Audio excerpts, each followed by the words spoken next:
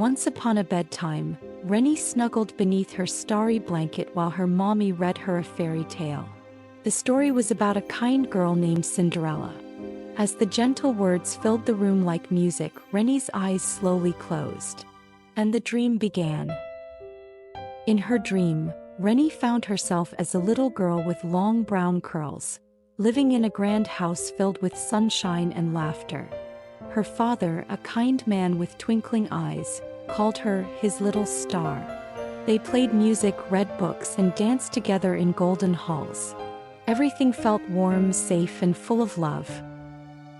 One rainy afternoon, her father introduced someone new, a woman with polished shoes and a smile that didn't quite reach her eyes. Beside her stood two girls in matching dresses. "This is your new family," her father said. Renny tried to smile. She wanted to be kind. Not long after, her father became ill.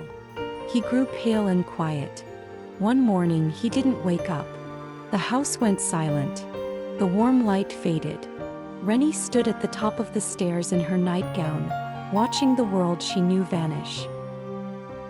The new stepmother changed everything. Rooms were locked, toys vanished, and Renny was moved to a cold attic room. Her books and music were taken away. "You must earn your place now," said the stepmother. Renny's days of laughter turned into days of chores. Renny scrubbed floors, cleaned chimneys, and patched clothes. Her stepsisters called her Ashy Renny and laughed when soot covered her cheeks. But in quiet moments, she hummed songs her father used to play and whispered, "You're still in here," to the mirror. In the attic, Renny found comfort in small things. A clever mouse named Pip and a gentle bird named Tilly visited her daily, bringing crumbs and joy. They couldn't change her world, but they reminded her she wasn't forgotten. One night, Renny found an old branch that looked like a tiny tree. She placed pebbles and feathers around it, calling it her dream tree. She made wishes on it, not for riches but for kindness to return. It became her secret place to stay hopeful. Years passed. Renny grew taller, her voice softer, her hands rougher. She became graceful not from dancing, but from carrying water without spilling. Her dreams never faded, though. Deep down, she still saw beauty in the world, even if it didn't see her back. When Renny turned 19, bright trumpets sounded in the town square.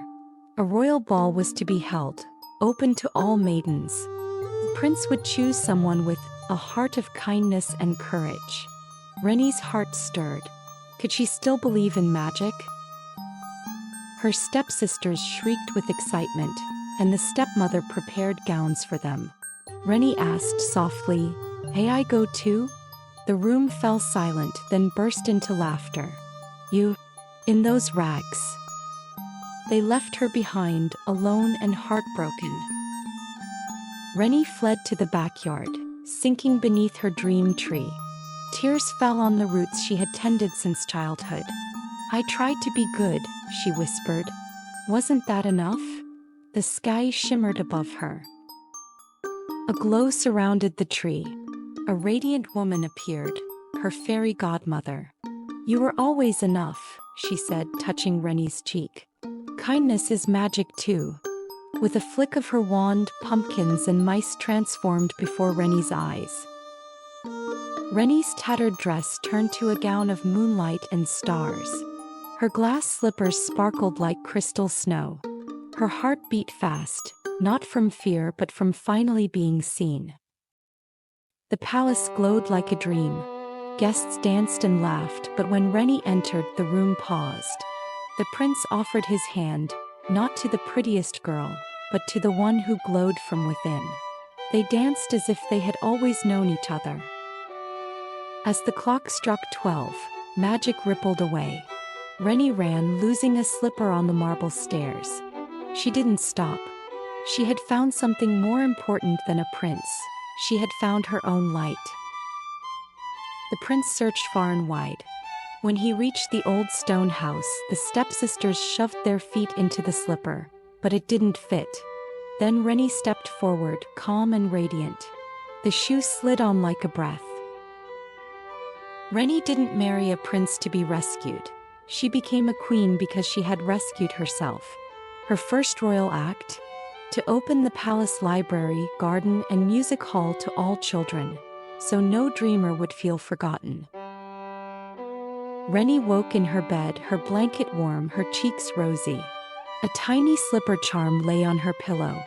Her mommy tucked her in tighter and whispered, "My little Cinderella, your story is just beginning." That was Renny's beautiful dream. Now it's your turn to dream. Snuggle in, breathe gently, and let the soft music carry you into a peaceful sleep.